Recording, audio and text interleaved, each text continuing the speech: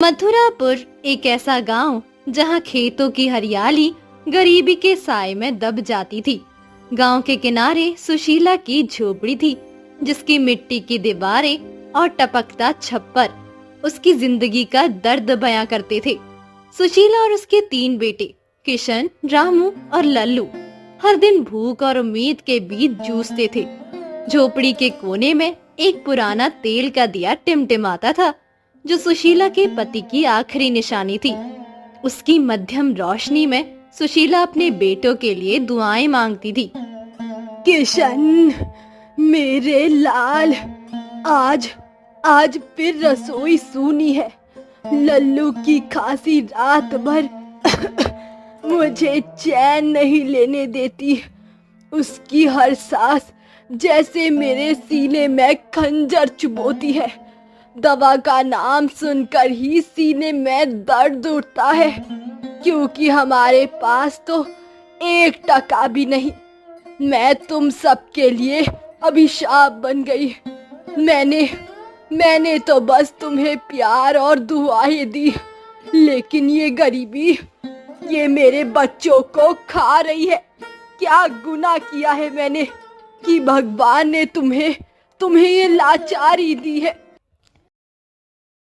अम्मा, तुम्हारी ऐसी बातें मेरे दिल को चीर देती है। तुम अभिशाप नहीं, हमारी दुनिया हो। तुमने हमें जन्म दिया, हमें नेकी का रास्ता सिखाया और हर मुसीबत में हमारा हौसला बढ़ाया। मैं आज सेठ बलदेव के गोदाम में काम मांगने जाऊंगा। वो भले ही कठोर है, लेकिन मैं उसे मना लूंगा। अगर वो न माने तो गांव के बाहर जाकर मजदूरी करूंगा। अम्मा, तुम बस दुआ करो कि मैं लल्लू की दवा और तुम्हारे लिए रोटी ला सकूं। भैया, तुम मेरे लिए कितना कुछ कर रहे हो। मैंने कौन सा गुनाह किया कि भगवान ने हमें ये दरिद्रता दी। तुम सब इतने अच्छे हो, मेहनती हो, फिर भी ये भूख, ये बीमारी, ये कर्ज का बोझ। लल्लू, तू बीमार है और मेरे लिए रोटी की बात करता है। किशन, रामू, तुम दिन रात भटकते हो और मैं तुम्हें कुछ नहीं दे सकती बेटा। बस तुम सब सूखी रहो। मैं तो मर भी जाऊं तो कोई गम नहीं। मेरी जिंदगी तुम तीनों के लिए है बेटा, तुम तीनों के लिए है। अम्मा, मरने की बात मुंह से निकालो भी मत। हम 3 भाई हैं, तुम्हें कुछ नहीं होने देंगे। हमारा खून आखिरी बूंद तक तुम्हारे लिए लड़ेगा। रामू, तू मेरे साथ चल, हम सेठ के पास जाएंगे और अगर वो न माने तो गांव के बाहर कोई और रास्ता ढूंढेंगे। मैं हर दरवाजा खटखटाऊंगा, हर रास्ता आजमाऊंगा। लल्लू, तू अम्मा का ख्याल रख। लल्लू, तू अम्मा को तंग मत करना। तू छोटा है लेकिन तेरा दिल बड़ा है। तू अम्मा को हिम्मत देना और अगर वो रोए तो उससे गले लगा लेना। हम कोशिश करेंगे कि आज चूल्हा जले। भैया चलो, अब और देरी नहीं। सेठ बलदेव को आज जवाब देना होगा। मैं उसका ताना और नहीं सुन सकता। मैं चाहता हूँ कि वो देखे हम गरीब हैं, लेकिन हमारी हिम्मत कम नहीं। किशन और रामू मजदूरी की तलाश में गांव के बाहर जा रहे थे। तभी वे एक साधु को देखते हैं, जो धूल भरे रास्ते पर लाठी टेकता चला आ रहा था। उसका चेहरा थकान से भरा था, कपड़े फटे और कंधे पर पुराना झोला। बेटो, इस बूढ़े की सांसें उधार की है, थोड़ा पानी मिलेगा? रास्ता लंबा था, गला रेगिस्तान सा सूख गया। मैं कई घंटों से भटक रहा हूँ और इस तपती धूप ने मेरी हिम्मत तोड़ दी। मेरे पास कुछ नहीं, बस ये लाठी और ये पुराना झोला। अगर तुम्हारे पास एक घुट पानी हो तो मेरी जान बच जाएगी। बाबा, लीजिए पानी। इस तपती गर्मी में कहाँ जा रहे हैं? आपकी हालत देखकर दिल बैठ रहा है। आप इतने कमजोर लग रहे हैं, जैसे कई दिनों से भूखे हो। आपकी आंखों में थकान है और आपके कपड़े फटे हुए हैं। कहीं बैठकर थोड़ा सुस्ता लीजिए, नहीं तो ये धूप आपको और बीमार कर देगी। हाँ बाबा, यहाँ पेड़ की छांव में बैठिए। हमारे पास ज्यादा नहीं, बस एक सूखी रोटी है, खा लीजिए, थोड़ा बल आएगा। ये रोटी भले पुरानी हो, लेकिन हमारी मेहनत की कमाई है। हमने इसे कल कमला चाची से लिया था, सोचा था अम्मा को खिलाएंगे, लेकिन आपकी हालत देखकर लगता है आपको इसकी ज्यादा जरूरत है। तुम खुद भूखे हो, फिर भी मुझे दे रहे हो। ऐसा नेक दिल अब कहाँ मिलता है। ये रोटी मेरे लिए किसी राजभोग से कम नहीं। मैंने दुनिया के कई गांव देखे, कई शहरों में भटका, लेकिन तुम जैसा दिल बहुत कम देखा। तुम बाबा, ये तो हमारा धर्म है। आप हमारे बड़ों जैसे हैं। अगर आपको कहीं जाना हो, हम छोड़ देंगे। आपकी हालत देखकर हमें चैन नहीं। अगर आप हमें बताएं कि आप कहाँ जा रहे हैं, तो हम आपके साथ चल सकते हैं। हमारी अपनी परेशानियां हैं, लेकिन आपकी मदद करना हमारा फर्ज है। हमारी अम्मा कहती हैं, जो दूसरों का भला करता है उसका भला भगवान करता है। हम बस वही कर रहे हैं। बाबा, आप कौन है? आपकी बातों में गहराई है। क्या आप कोई सिद्ध पुरुष हैं? आपकी आंखों में कुछ ऐसा है जैसे आप हमारी तकलीफ को पहले से जानते हो। मैंने गांव में कई साधुओं को देखा, लेकिन आपकी बातें कुछ अलग है। आपकी हर बात में जैसे कोई रहस्य छिपा है। क्या आप हमें कुछ बता सकते हैं? मैं तो बस एक मुसाफिर हूँ बेटा। दुनिया में नेकी की खोज करता हूँ। तुम जैसे लोग मिलते हैं तो लगता है इंसानियत अभी जिंदा है। मैं कोई सिद्ध पुरुष नहीं, बस एक बूढ़ा इंसान जो इंसानियत की तलाश में भटकता है। लेकिन तुम्हारा दिल देखकर लगता है तुम में कुछ खास है। तुम्हारी नेकी तुम्हें दूर तक ले जाएगी। मैंने तुम्हारी आंखों में वो आग देखी है जो मुसीबतों को हरा सकती है। तुम्हारी तकलीफ मुझे दिख रही है और मैं चाहता हूँ कि तुम उससे बाहर निकलो। बाबा, हमारी जिंदगी तो गरीबी ने निकल ली। हमारी अम्मा बीमार है और हमारे पास कुछ खाने को नहीं है। हम दिन रात मेहनत करते हैं, लेकिन हर बार खाली हाथ लौटते हैं। लल्लू की खांसी हमें रात भर सताती है और अम्मा की भूख हमें दिन में चैन नहीं लेने देती। अगर आपकी दुआएं काम करे तो कोई रास्ता दिखाइए। हम बस इतना चाहते हैं कि अम्मा की आंखों में भूख की जगह खुशी देखे। हम कोई खजाना नहीं मांगते, बस इतना कि हमारा चूल्हा जलता रहे। बेटा, नेकी का रास्ता कभी खाली नहीं जाता। तुमने मेरी जान बचाई, मुझे इज्जत दी। अब मेरी बारी है। तुम्हारी तकलीफ मेरे दिल को छू गई। मैं तुम्हें कुछ ऐसा दूंगा जो तुम्हारी जिंदगी बदल देगा, लेकिन इसके लिए तुम्हें अपने दिल की सच्चाई को बनाए रखना होगा। तुम्हारी नेकी ही तुम्हारा खजाना है और मैं उसे और चमकाने का रास्ता दिखाऊंगा। बेटा, तुम्हारी झोपड़ी में एक पुराना दिया है, उसे आज रात जलाओ, वो तुम्हें राह दिखाएगा। लेकिन याद रखना, इसका जादू तभी काम करेगा जब तुम दूसरों का भला करोगे। ये दिया सिर्फ रोशनी नहीं देगा, ये तुम्हारे दिल की नेकी को जगाएगा। इसे लालच से दूर रखना। अगर तुमने इसका गलत इस्तेमाल किया तो ये तुम्हें छोड़ जाएगा। बाबा, दिया और जादू वो तो बस टिमटिमाता है। हमारे पास तेल भी मुश्किल से होता है, फिर भी आपकी बात मान लेंगे।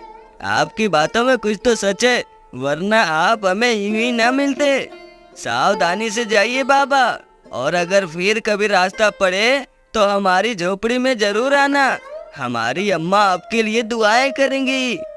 मेरा काम हो गया, अब तुम्हारी बारी है। तुम्हारी नेकी तुम्हें वो देगी जो तुमने कभी सोचा भी नहीं। बस अपने दिल को साफ रखना, मैं फिर मिलूंगा। साधु लाठी टेकता हुआ रास्ते पर चल पड़ता है। किशन और रामू उसे जाते देखते हैं। उनके मन में साधु की बातें गूंज रही थी। किशन और रामू खाली हाथ ही लौटते हैं, क्योंकि सेठ बलदेव ने काम देने से मना कर दिया। झोपड़ी में सुशीला और लल्लू इंतजार कर रहे थे। किशन, रामू, मेरे बच्चे आ गए। कुछ मिला बेटा? तुम्हारी थकी आकर देखकर और टूट जाती हूँ। तुम दिन भर भटके और मेरे लिए कुछ ना ला सके। मैं तुम्हारी माँ होकर भी तुम्हारी भूख नहीं मिटा सकती। मेरे सीने में जैसे कोई पत्थर रखा है जो हर पल भारी होता जा रहा है। तुम्हें यूं देखकर लगता है मैं ही तुम्हारी तकलीफ की वजह हूँ। अम्मा, सेठ ने फिर टाल दिया। बोला कर्ज का ब्याज चुकाओ। उसने हमें ताने मारे। कहा तुम जैसे गरीबों को काम देना मेरे लिए नुकसान है। मैंने उससे विनती की। कहा सेठ जी, मेरी माँ बीमार है, मेरे भाई को दवा चाहिए। लेकिन उसने हंसकर कहा, तुम्हारी माँ का क्या, पहले मेरे पैसे लौटाओ। लेकिन हम हार नहीं मानेंगे। मैंने रामू से कहा है हम गांव के बाहर जाएंगे, कोई मजदूरी ढूंढेंगे। अम्मा, तुम बस हिम्मत रखो, हम तुम्हें निराश नहीं करेंगे। भैया, ये सेठ हमारी मजबूरी का फायदा उठाता है। उसने कहा तुम्हारे कर्ज मेरे लिए सोने का अंडा है। मैं तो उसका मुंह तोड़ देना चाहता था, लेकिन भैया ने रोका। अम्मा तू चिंता मत करो, हम कुछ न कुछ करेंगे। मैं रात को भी काम ढूंढूंगा, लेकिन तुम्हें भूखा नहीं रहने दूंगा। मैंने सेठ को कहा तुम हमें जितना दबाओ हम उतना और जोर से उठेंगे। उसने हंसकर टाल दिया, लेकिन मैं उसकी हंसी को जवाब दूंगा। भैया, कमला चाची ने थोड़ा हटा दिया। मैंने अम्मा के लिए रोटी बनाई। अम्मा तुम खा लो। मैंने रोटी को छोटा छोटा बनाया ताकि तुम्हें खाने में दिक्कत ना हो।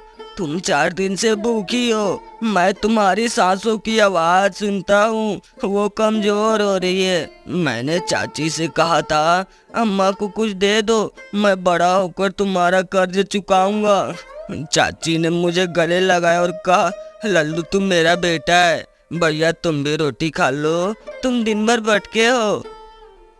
मेरे लाल, तू भूखा है और मेरे लिए रोटी लाया। मैं ये कैसे खाऊं? तुम सब पहले खाओ। लल्लू, तू बीमार है, तुझे ताकत चाहिए बेटा। किशन, रामू, तुम दिन भर भटके, तुम्हारे पेट में तो कुछ नहीं है। मैं ये रोटी नहीं खा सकती। जब तक तुम तीनों का पेट ना भरे, मेरे लिए जीने का मतलब तुम तीनों की खुशी ही है। अगर तुम भूखे रहोगे तो मैं ये एक टुकड़ा भी गले से नहीं उतार सकती। सुशीला, ये रोटी तू खा ले, मेरे पास थोड़ा और आटा है। लल्लू की दवा के लिए मैं कुछ पैसे जुटाने की कोशिश करूंगी। मैंने गांव के कुछ लोगों से बात की, वो कह रहे थे शायद कोई छोटा मोटा काम मिल जाए। तुम चिंता मत करो, तेरे बेटे मेहनती हैं और मैं तेरे साथ हूँ।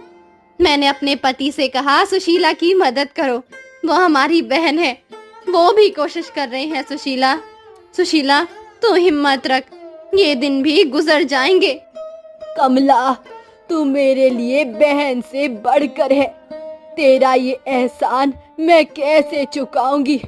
जब से मेरे पति गए, तूने मुझे कभी अकेला नहीं छोड़ा।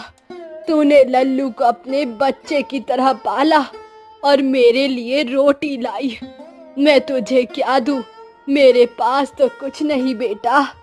मेरी दुआएं तो तुझ तक पहुंचती होगी, लेकिन मैं चाहती हूँ कि तेरा घर भी रौनक से भरे।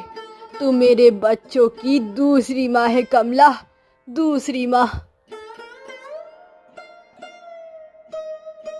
अम्मा, आज हमें एक साधु मिले। उन्होंने कहा कि हमारा पुराना दिया जादुई है, बोले इसे जलाओ, ये रास्ता दिखाएगा। मैंने पहले तो मजाक समझा, लेकिन उनकी आंखों में कुछ था, जैसे वो हमारी तकलीफ को समझते हो। उन्होंने कहा ये दिया तुम्हारी नेकी को चमकाएगा। शायद हमें उनकी बात आजमानी चाहिए। मुझे लगता है बाबा कोई साधारण इंसान नहीं थे। भैया, दिया और जादू वो तो टूटा फूटा है, उसमें तेल डालने को भी हमारे पास कुछ नहीं। फिर भी चलो जलाकर देखते हैं। अगर साधु की बात सच हुई तो मैं सबसे पहले अम्मा के लिए ढेर सारा खाना और लल्लू की दवा लाऊंगा। और हाँ भैया, अगर ये दिया जादुई है तो मैं सेठ बलदेव को भी सबक सिखाऊंगा। वो हमें यूं ताना नहीं मारेगा। मैं जलाता हूँ। अगर जादू हुआ तो मैं अम्मा के लिए ढेर सारा खाना लाऊंगा। मैं चाहता हूँ कि अम्मा पेट से हंसे जैसे पहले हंसती थी जब वो हमें कहानियाँ सुनाती थी। भैया, अगर ये दिया सचमुच जादुई है तो हमारी जिंदगी बदल जाएगी। मैं इसे जलाकर देखता हूँ। लल्लू दिए में तेल डालता है और उसे जलाता है। अचानक दिए की लौ तेज हो जाती है और कमरे में एक अजीब सी गर्माहट फैलती है। ये क्या हो रहा है? ये दिया तो ऐसे कभी नहीं जला। ये लो, जैसे हमें बुला रही हो। किशन, क्या ये सच में जादू है? साधु की बात सच थी। इस दिए में कुछ तो जादू है। अम्मा, मुझे लगता है ये हमारी तकलीफ का जवाब है। हमें इसे और आजमाना होगा। साधु ने कहा था दूसरों का भला करो और ये दिया हमें रास्ता दिखाएगा। मैं इसे आजमा कर देखूंगा और अगर ये सचमुच जादुई है तो हमारी जिंदगी बदल जाएगी। सुशीला और तीनों बेटे दिए को देख रहे हैं। किशन इसे और आजमाने का फैसला करता है। साधु बाबा ने कहा ये रास्ता दिखाएगा। मैं इसे लेकर गांव के बाहर जाऊंगा, शायद कोई रास्ता मिले। मुझे लगता है ये दिया हमें कहीं ले जाएगा जहां हमारी तकलीफ का हल है। अम्मा, तुम दुआ करो कि मैं कुछ लेकर ही लौटूं। भैया, ये जादू है। हम कुछ जानते नहीं। अगर कुछ गलत हुआ तो ये दिया हमें कहीं गलत जगह ले गया तो क्या करेंगे? मैं तुम्हारे साथ चलूं? मुझे डर है कि तुम अकेले जाओगे और अगर कुछ हुआ तो हम तुम्हें ढूंढ नहीं पाएंगे। साधु बाबा ने भले ही अच्छी बात की, लेकिन जादू की बातें मेरे दिमाग में नहीं बैठ रही हैं। बेटा, मैं तुम्हें खोना नहीं चाहती। ये दिया मुझे डरावना लग रहा है। अगर ये जादुई है तो क्या पता इसमें कोई खतरा हो। तुम्हारे पिताजी ने इसे मुझे दिया था, लेकिन उन्होंने कभी नहीं बताया कि ये जादुई है। किशन, तू मेरा सबसे बड़ा सहारा है। अगर तुझे कुछ हुआ तो मैं जी नहीं पाऊंगी। अम्मा, डरो मत, मैं भैया के साथ जाऊंगा। अगर जादू है तो हम ढेर सारा खाना लाएंगे। मैं चाहता हूँ कि भैया इसे आजमाए। लल्लू, तू अम्मा के पास रह, मैं अकेले जाता हूँ। अगर कुछ हुआ तो तुरंत लौटूंगा। रामू, तू चिंता मत कर, मैं सावधानी से जाऊंगा। साधु बाबा ने कहा था कि नेकी करो और ये दिया रास्ता दिखाएगा। किशन दिए को लेकर गांव के बाहर जाता है। वो दिए को जलाता है और शहर के बाजार के बारे में सोचता है। अचानक वो खुद को शहर के एक बड़े बाजार में पाता है। ये क्या? मैं मथुरापुर से शहर कैसे आ गया? ये दिया है, ये तो सच में जादुई है। ये बाजार इतना बड़ा है, यहाँ तो सब कुछ है, अनाज, कपड़े, दवाएं। साधु बाबा की बात सच थी। मैं यहाँ से अम्मा के लिए खाना, लल्लू की दवा और रामू के लिए कुछ कपड़े लूंगा, लेकिन मुझे सावधान रहना होगा। साधु बाबा ने कहा था लालच मत करना। अचानक उसे उसका जेब भारी सा लगने लगता है। वो जेब टटोलता है तो उसमें कुछ पैसे पाता है। उन्हीं पैसों से किशन बाजार से सस्ते दाम पर अनाज, दवा और कुछ कपड़े खरीदता है। वो दिए को फिर जलाता है और झोपड़ी के बारे में सोचता है। पलक झपकते ही वो झोपड़ी में था। अम्मा, रामू, लल्लू, देखो, मैं अनाज, दवा और कपड़े लाया। ये दिया जादुई है। मैं शहर के बाजार गया और वहाँ से ये सब लाया। साधु की बात सच थी। ये दिया हमें कहीं भी ले जा सकता है। अम्मा, अब तुम भूखी नहीं रहोगी और लल्लू, ये दवा तुझे ठीक कर देगी। मेरे बेटे, तूने ये कैसे किया? ये दिया, ये तो भगवान का वरदान है। तेरे पिताजी ने इसे मुझे दिया था, लेकिन मैंने कभी नहीं सोचा कि ये इतना चमत्कार करेगा। किशन, तूने मेरे दिल का बोझ हल्का कर दिया। अब मैं तुम तीनों को भूखा नहीं देखूंगी। लेकिन बेटा, ये जादू, हमें इसे सावधानी से इस्तेमाल करना होगा। भैया, अब अम्मा को भूखा नहीं रहना पड़ेगा। मैं अभी रोटी बनाता हूँ। मैं चाहता हूँ कि हम सब एक साथ खाएं, जैसे पहले खाते थे। भैया, तुमने कमाल कर दिया।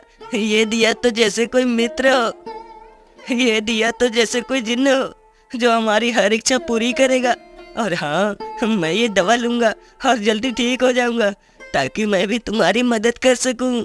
भैया, ये चमत्कार है, लेकिन हमें सावधान रहना होगा।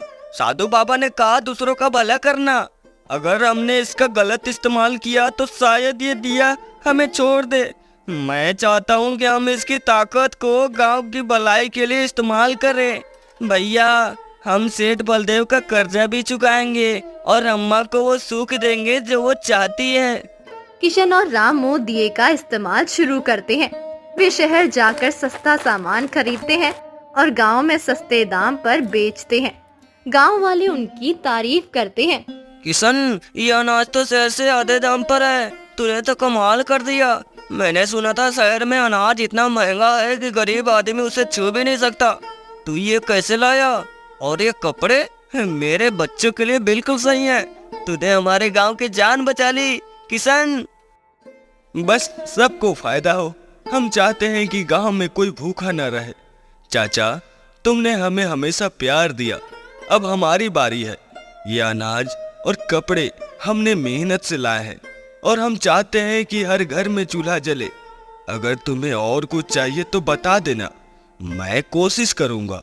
सुशीला, तेरे बेटों ने गांव का रंग बदल दिया। अब तेरी झोपड़ी में भी रौनक है। मैंने सुना किशन और रामू दिन रात मेहनत कर रहे हैं। वो शहर से सामान ला रहे हैं और गांव में सस्ते दाम पर बेच रहे हैं। तेरे बेटों ने गांव वालों के चेहरे पर मुस्कान ला दी। सुशीला, तू धन्य है। सुशीला, तू धन्य है जो ऐसे बेटे की माँ है। कमला, ये सब उस साधु बाबा की मेहरबानी है। मेरे बेटों की मेहनत और उस दिए का जादू। मैंने कभी नहीं सोचा था कि हमारी झोपड़ी में फिर से रौनक आएगी। मेरे पति की आत्मा को सुकून मिल रहा होगा ये देखकर कि उनके बेटों ने गांव की भलाई की है। कमला, तूने भी हमारा साथ दिया। तेरा ये प्यार मैं कभी नहीं भूलूंगी। चाची, मैं भी बड़ा होकर भैया की तरह काम करूंगा। और हाँ, तुम्हें भी ढेर सारा अनाज दूंगा। मैंने भैया से कहा चाची के लिए भी कुछ लाओ। वो मेरे लिए कपड़े लाए और अब मैं स्कूल जाऊंगा। सेठ बलदेव को किशन की तरक्की खटकने लगती है। एक दिन अचानक वो उनकी झोपड़ी पर आ जाता है। किशन, तुम इतना सस्ता सामान कहाँ से लाते हो? मेरे धंधे का नुकसान हो रहा है। मैंने गांव में सालों तक अनाज बेचा और अब तुम आधे दाम पर बेच रहे हो। ये कोई जादू है या तुम चोरी कर रहे हो? मेरा पूरा कर्ज चुकाओ, वरना ये झोपड़ी मेरी हो जाएगी। मैंने तुम्हें कर्ज दिया था और अब तुम मेरे ही खिलाफ जा रहे हो। सेठ जी, हम आपका कर्जा चुकाएंगे, लेकिन गांव वालों को सस्ता सामान देना नहीं छोड़ेंगे। हम चोरी नहीं करते, हम मेहनत करते हैं। आपने हमेशा हमारा कर्ज बढ़ाया, लेकिन अब हम अपनी मेहनत से खड़े हो रहे हैं। अगर आपको हमारी तरक्की से जलन है तो ये आपकी समस्या है। हम गांव की भलाई चाहते हैं और ये हमारा हक है। सेठ जी, आपने हमेशा हमारी मजबूरी का फायदा उठाया। अपने कहा तक कर्ज चुकाओ, नहीं तो तुम्हारी जमीन ले लूंगा। अब जब हम खड़े हो रहे हैं तो आपको जलन हो रही है। हम आपका कर्ज चुकाएंगे, लेकिन आपके ताने और नहीं सुनेंगे। आप गांव वाले को लूटते रहे, लेकिन हम अब गांव की भलाई करेंगे। बलदेव जी, मेरे बेटों पर रहम करो। वो बस गांव की भलाई कर रहे हैं। हमने अपना कर्ज लिया था और हम उसे चुकाएंगे, लेकिन मेरी बेटों की मेहनत को यूं बदनाम मत करो। वो दिन रात मेहनत कर रहे हैं ताकि गांव में कोई भूखा ना रहे। मेरे लिए बस इतना कर दो, मेरे बेटों को उनकी मेहनत का फल लेने दो। भलाई देखता हूँ तुम कितने दिन चलते हो। तुम्हारी ये सस्ती दुकान ज्यादा दिन नहीं टिकेगी। मैं गांव का सेठ हूँ और मेरा धंधा कोई नहीं रोक सकता। तुम्हारा कर्ज अभी बाकी है और मैं उसे वसूल कर रहूंगा। किशन और रामू दिए का सावधानी से इस्तेमाल करते हैं। वे गांव में गरीबों को मुफ्त अनाज बांटते हैं। लल्लू भी उनकी मदद करता है। लो चचा, ये अनाज ले लो, और हाँ, अम्मा के लिए दुआ करना। भैया ने कहा ये अनाज तुम्हारे लिए मुफ्त है। मैं चाहता हूँ कि तुम्हारे घर में भी चूल्हा जले जैसे हमारे घर में जल रहा है। अगर तुम्हें और कुछ चाहिए तो मुझे बता देना, मैं भैया से कहूँगा। लल्लू, तुम्हारे भाइयों ने हमें भूख से बचाया। भगवान तुम्हें लंबी उम्र दे। मैंने कभी नहीं सोचा था कि हमारे गांव इतना खुशहाल होगा। तुम्हारे भाइयों ने हमारे बच्चों के लिए कपड़े लाए और मेरी बीबी की दवा भी। लल्लू, तू भी अपने भाइयों की तरह बन ताकि ये गांव हमेशा चमकता रहे। रामू, साधु बाबा ने कहा था दूसरों का भला करो। ये दिया तभी काम करेगा। हमें और गरीबों की मदद करनी होगी। मैं चाहता हूँ कि हम गांव के हर घर में रौनक लाए। हमने अनाज बांटा, कपड़े बांटे, लेकिन अभी बहुत कुछ करना है। मैं सोच रहा हूँ कि हम गांव के स्कूल के लिए किताबें लाएं। भैया चलो, हम गांव के स्कूल के लिए किताबें लाएं। बच्चे पढ़ेंगे तो गांव का भविष्य बदलेगा। मैं चाहता हूँ कि लल्लू भी पढ़े और एक दिन वो गांव का नाम रोशन करे। और हाँ भैया, हम सेठ का कर्ज भी जल्दी चुकाएंगे ताकि वो हमें फिर कभी ताने न मारे। मेरे लाल, तुमने मेरे सीने में ठंडक डाली। तुम्हारी नेकी देखकर लगता है तुम्हारे बाप की आत्मा खुश होगी। मैंने कभी नहीं सोचा था कि मेरे बेटे गांव की तकदीर बदल देंगे। किशन, रामू, लल्लू, तुम मेरे लिए भगवान के दिए वरदान हो बेटा। मैं चाहती हूँ कि तुम हमेशा नेकी का रास्ता चुनो। किशन और रामू की नेकी गांव में मशहूर हो जाती है। वे दिए की मदद से गांव में स्कूल के लिए किताबें, गरीबों के लिए कपड़े और बीमारों के लिए दवाइयाँ लाते हैं। सेठ बलदेव उनकी सफलता से जलने लगता है। किशन और रामू ने हमारा गांव बदल दिया। अब हमारे बच्चे पढ़ रहे हैं और कोई भूखा नहीं सोता। मैंने अपने बच्चों को किताबें दी जो किशन लाया। मेरी बेटी कहती है पापा मैं टीचर बनूंगी। ये सब किशन और रामू की वजह से हुआ। सुशीला, तेरे बेटों ने गांव को शहर से बेहतर बना दिया। तू धन्य है। मैंने गांव वालों को कहते हुए सुना, किशन और रामू हमारे गांव के सितारे हैं, सितारे। तेरी झोपड़ी अब गांव की शान है। कमला, ये सब उस दिए की रोशनी है। मेरे बेटों ने साधु बाबा की बात मानी और भगवान ने राह दिखाई।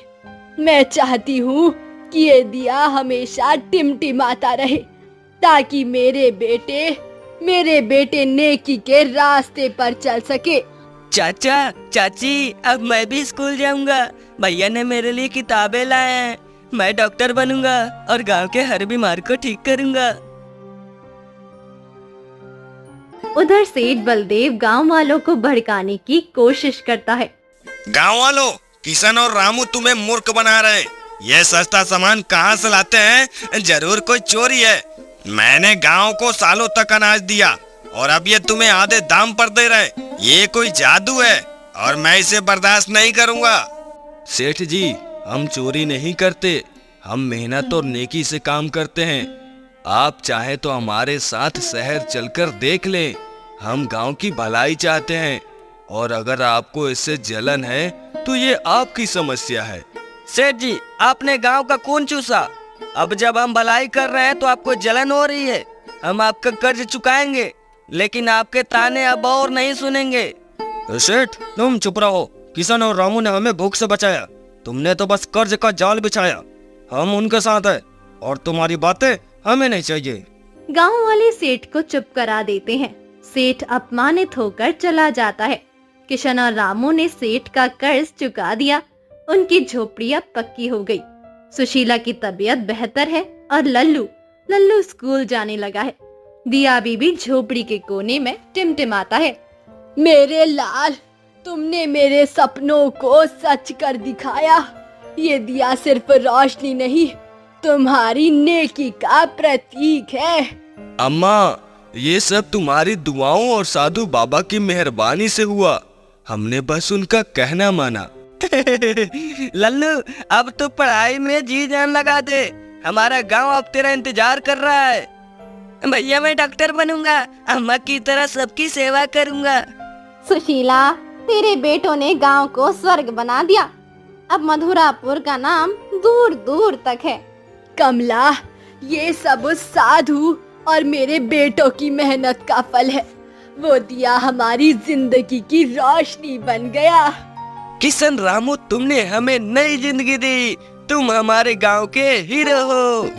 ये सब आप सबके प्यार और भरोसे से हुआ। साधु बाबा ने कहा था नेकी करो, और हमने वही किया। मथुरापुर, जो कभी गरीबी के साए में डूबा था, अब नेकी और मेहनत की रोशनी से जगमगा रहा था। सुशीला की झोपड़ी, जो कभी टपकती छप्पर और मिट्टी की दीवारों का ठिकाना थी, अब गांव की उम्मीद और एकता का प्रतीक बन चुकी थी। किशन, रामू और लल्लू ने न केवल अपनी माँ के सपनों को सच किया, बल्कि पूरे गांव को एक नई राह दिखाई। सेठ बलदेव का कर्ज चुक गया और उसकी लालच की हार हुई। दिए की टिमटिमाती लौ अब भी झोपड़ी के कोने में जल रही थी, जो साधु नारायण की सीख को याद दिलाती थी